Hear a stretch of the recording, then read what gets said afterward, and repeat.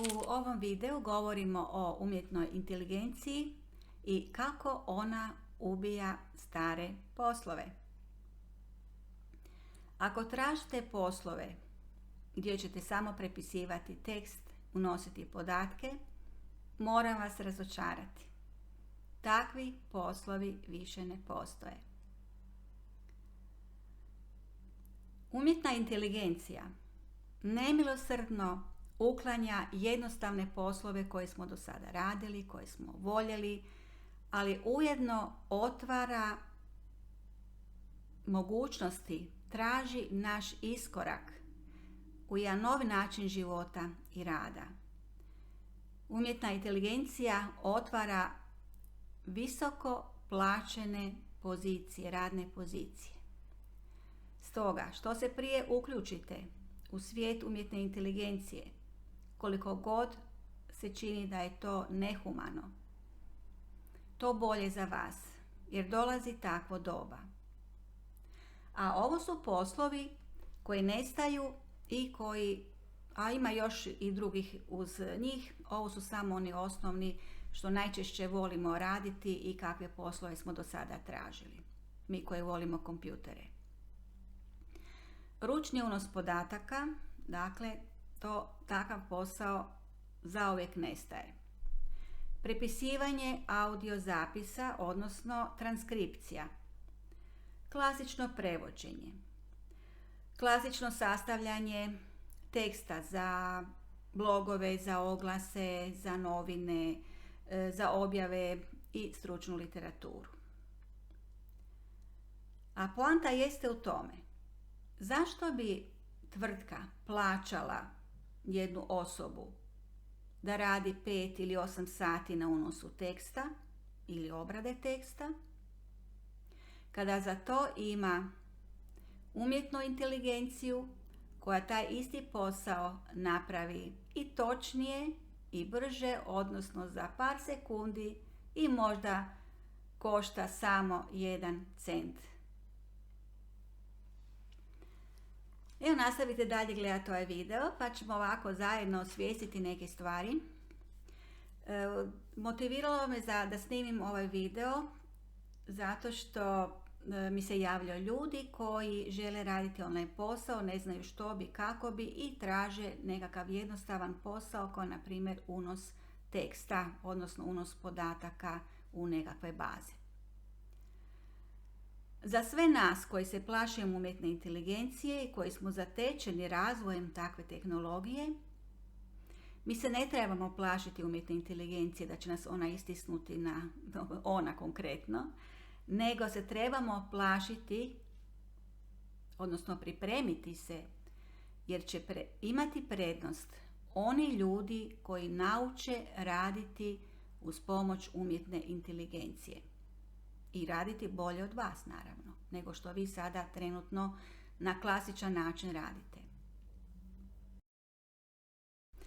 Zahvalila bih svima koji ste mi se do sada javili, koji ste i odgovorili na moje poruke i koji realno prihvaćate situaciju i koji ste otvoreni za daljnji napredak u vašem životu, a sada je naglasak na financije jer to sve nas obuzima. Onaj koji ima novac želi još više, onaj kojega nema opet želi novac, tako da je novac nešto normalna potreba, pa idemo vidjeti kako možemo online iz topline svoga doma, ili ja volim reći i sa plaže, što doista ja i radim na plaži, najbolje imam tu kreativnu energiju kada sam u prirodi, dakle mogu taj posao raditi na mjestima gdje se dobro osjećam i ne moram biti rob nekog zatvorenog prostora ili poslodavca. Ali naravno tijekom života to si nisam mogla ostvariti. Tko bi si mislio, ja sam si maštala tako o nekoj slobodnoj profesiji, ali tko bi si mislio da će tako to doista je doći i samo je stvar vremena kad ćete i vi možda u vašem poduzeću, već mnogo poduzeća daju ljudima da u tjednu rade od kuće ili 2-3 dana, čak 2-3 dana i više od kuće, kako bi omogućili i tim radnicima, svojim zaposlenicima jedno ugodnije okruženje, modernije okruženje, jer ljudi vole tako se više osamiti i sve remote, online. Ali sigurno da vi imate neke poslove gdje nećete moći baš tako lako izboriti se za rad od kuće. Ali uvijek je dobro uz redovan posao pokrenuti mogućnost da možete odvojiti dio slobodnog vremena za pokretanje dopunskog prihoda.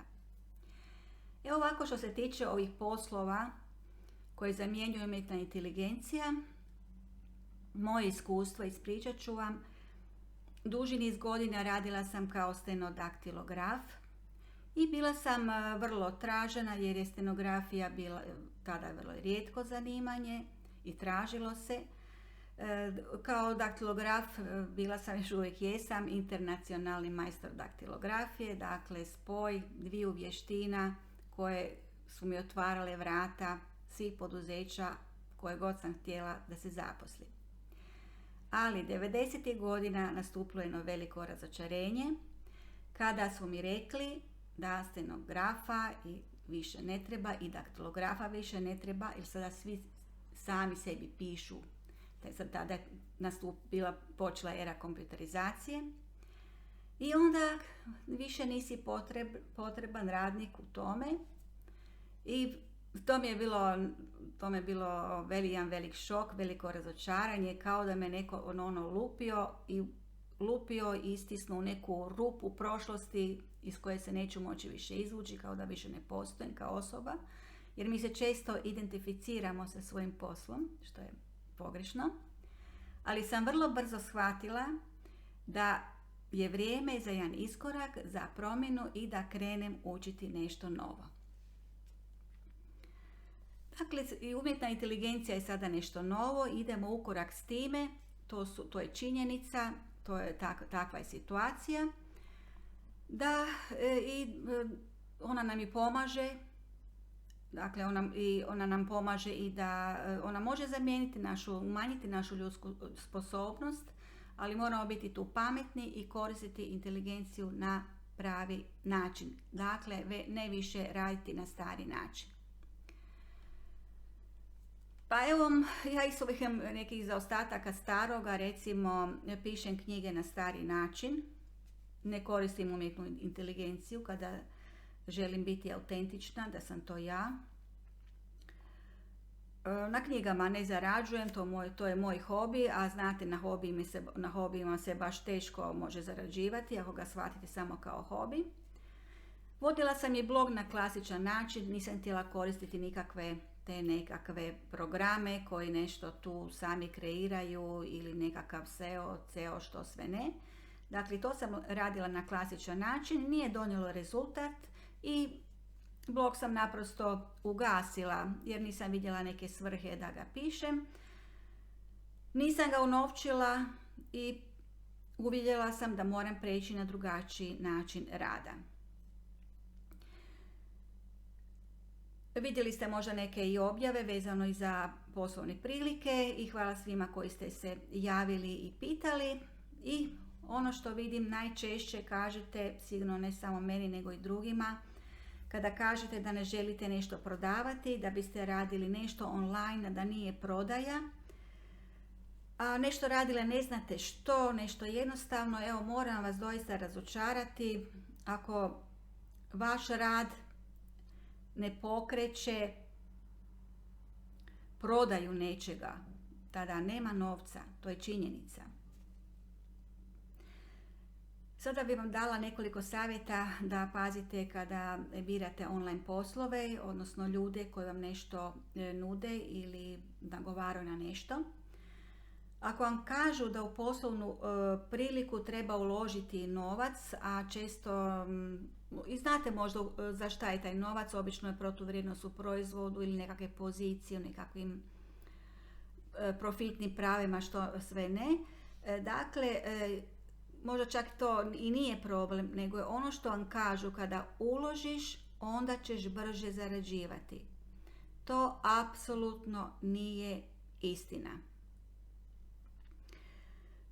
Moje iskustvo unazad 15 godina, isprobavala sam mnogo toga, bila sam nova u online svijetu, nova u nekakvom marketingu, u prodaji i u svemu tome. Tako da sam dosta lutala, dosta novaca potrošila, otišla krivo, ali nije to sve pogrešan put. I bitno da znamo kuda idemo, što želimo, kakav posao želimo imati, s kakvim ljudima raditi, biti. Uvijek su tu neke stranputice koje nam kažu što nije dobro i onda nas to ispravlja na pravi put. Bez te boli, nekakve gubitka novca ili razočaranja nema tog zadržavanja, tog pravca kojim trebamo ići. Tako da znam točno što sada i želim, nakon toliko godina znam što hoću, znam na koji način, kako da se ponovno reorganiziram i na taj način pomažem i drugim ljudima da radimo to isto u poslovnom timu. Dakle, ja sam share marketing partner, neovisni partner kojega kompanija plaća kada pokrene neku prodaju. Dakle, nema novca ako nešto ne prodajete. Ali ne prodajemo na onaj klasičan način, ne jurimo ljude, ne maltretiramo ljude, ne lažemo, ne uvjeravamo, nego samo što radimo? Prenosimo informaciju. Kao što i vi volite sada na internetu objavljivati nešto zanimljivo, nešto što vas je dojmilo, podijeliti nečije objave, komentirati. Pa tako i taj posao u marketingu danas se radi na takav način. Bez troškova za plaćanje oglasa, bez nekakvih, ne morate imati svoj poslovni prostor da plaćate i najam i poreze, ne morate imati svoga knjigovođu. Sve to radi kompanija za vas, brine o svim tim zakonskim obavezama, porezima i doprinos vam uplaćuje, tako da i vrlo human način. I nikad ne možete dobiti otkaz, možete sami sebi dati otkaz kada odustanete. Dakle, znači zaključak toga da nema posla gdje u konačnici se ipak treba vrtiti nekakav proizvod, usluga, mora biti protok roba, novca, to je normalno. Ovo što kažemo hoćemo svi online raditi, to je sve u redu. To je ugodno, lijepo, moderno. Ali sama suština posla, prodaje ili komunikacije nije se nimalo promijenila među ljudima, kao što one vrijednosti u komunikaciji među ljudima, kao što to bilo i stoljećima unazad. Dakle, one su te trajne vrijednosti, kako ljudi komuniciraju, da li žele pomoći drugima, da li su iskreni, da li su humani, da li ne gledaju samo svoju korist, žele pomoći osobi s kojom razgovaraju, daju rješenje. Dakle, te su vrijednosti vječne. I onda kad kažete da ne želite prodavati, ne želim ni ja na način da jurim nekoga. Želim na način i pomažem i vama i pomoći ću naučiti vas kako da preko kreiranja sadržaja, gdje imate i sadržaj koji i dobijete, možete koristiti umjetnu inteligenciju, pa unijeti tu nešto i svoje, biti autentični. Dakle, ljudi prate ljude i ljude ne zanimaju proizvodi konkretno, sve nas odbijaju te klasične reklame koje nas siluju na svakom koraku.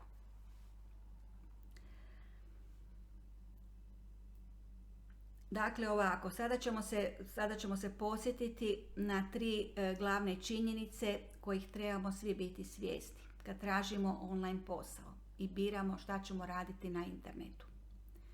Prvo, zaboravite klikanje, zaboravite prepisivanje, ispunjavanje Excelica, ti su poslovi prošlost. Danas se traže oni koji razumiju kako funkcionira umjetna inteligencija i kako da je upregnemo da ona služi nama, a ne mi njoj. Ima još jedna zanimljiva stvar. Vi možete sudjelovati u oblikovanju umjetne inteligencije svojim autentičnim sadržajem kojim pišete na internetu. Jer što umjetna inteligencija uzima? Ona uzima sav sadržaj koji je na internetu, sprema ga u svoju bazu podataka i onda ga posebnim tim funkcionalnostima i kako je dizajnirana, ta umjetna inteligencija slaže tekstove. Pa idemo mi na ovaj način da ne umanjimo svoje intelektualne sposobnosti, koristiti umjetnu inteligenciju, a usput pomoći toj umjetnoj inteligenciji povratno da i ona bude kvalitetnija i bolja, pa će nam onda i, znači kad svi budemo pazili na to da ne budemo svi uniformirani, onda ta inteligencija koja je stroj, nema dušu, nema svijest, barem za sada. Ona je samo stroj. Ona nas sluša, prati. Dajmo na internetu ono dobro. Nemojmo stavljati loše stvari, nemojmo objavljivati nešto što je protiv humanosti. Pomozimo umjetnoj inteligenciji, učimo kako kroz nju, a i ona će učiti od nas, jer mi smo ipak nju kreirali, a ne ona nas. Nemojmo dopustiti da ona oblikuje nas onako kako je napunjena s kakvim god podacima. Evo, ako želite da vam pomognem kako kreirati sadržaj na internetu, da se uključite u naš poslovni tim, da postanete više marketing partner, pa čak i trener, zašto ne?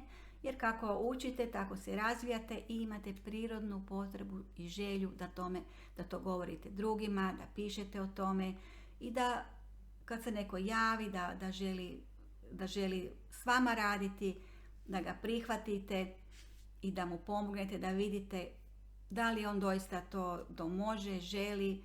A svi mi smo počeli od jedne nule, nismo imali pojma, dakle ništa nije prekomplicirano, vrlo je jednostavno, samo treba biti autentičan, pratite osnovne korake, sve materijale, sve dobijete, dakle samo trebate to primijeniti i podijeliti na internetu, ali na određeni način na koji to ovdje i učimo. Dakle, evo, to bi bilo možda i sve. Šta bi još, što sam si tu malo zapisala?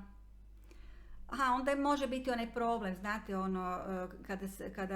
kada želite se uključiti u neku kompaniju, sad postoje nekakvi paketi, novci koji bi trebali nešto uložiti, nema potrebe za nekakvim velikim ulaganjima. Konkretno kod nas u našu kompaniju samo trebate za sebe kupiti jedan proizvod i vi ste već unutra i možete biti samo dalje korisnik tog proizvoda ili ima i više proizvoda ili možete i dalje i pridružiti se kao naš partner u marketingu.